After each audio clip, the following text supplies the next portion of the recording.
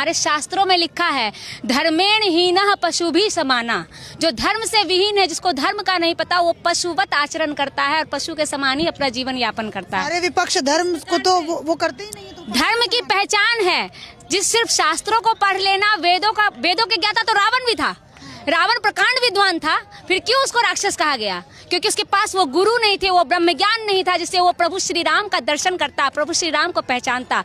विद्वान तो रावण भी था, क्यों उसको फिर राक्षस कहा गया? इसीलिए हमारे शास्त्र कहते हैं, वेदाहमेतम पुरुषम महांतम आदित्य वर्णम तमसा परस्तात् तमेव विदित्वाति मृत्युमेति नान्यः पंथा विद्यते अनाया। जो उस परम प्रकाश पुरुष को जानता है, वो अकाल पुरुष को जानता है, वही परम पुरुष है, वही सतगुरु है, और इसके अलावा कोई और मार्ग नहीं है। हमारे विवेकानंद जी ने कहा है, अगर आत्मा है तो उसे महसूस करो, अगर ईश्वर है, आप तुम जानते हो कि ईश्वर है, तो उसका दर्शन करो, अन्यथा ये पाखंड करने से अच्छा है तुम नास्तिक हो जाओ, क्योंकि ये पाखंड सही नहीं है। इसके बजाय तुम नास्तिक रहो, आस्तिक हो। अगर अपने आप को आस्तिक कहते हो तो एक सच्चा हिंदू वही होता है जो सिर्फ वेदों को, शास्त्रों को पढ़ता नहीं है, बल्कि उसे अपने अंतःकरण में जानता है। हमारे ऋषि मुनियों ने वेदों को लिखा नहीं, उन्होंने पहले अपने अंतःकरण में देखा है। वेदों में कहा है, अरे वाह आत्मा द्रष्टव्यो मंतव्यो श्रोतव्यो, श्रोतव्यो द्रष्टव्यो मंतव्यो। पहले सुनो, फिर देखो, फिर मानो।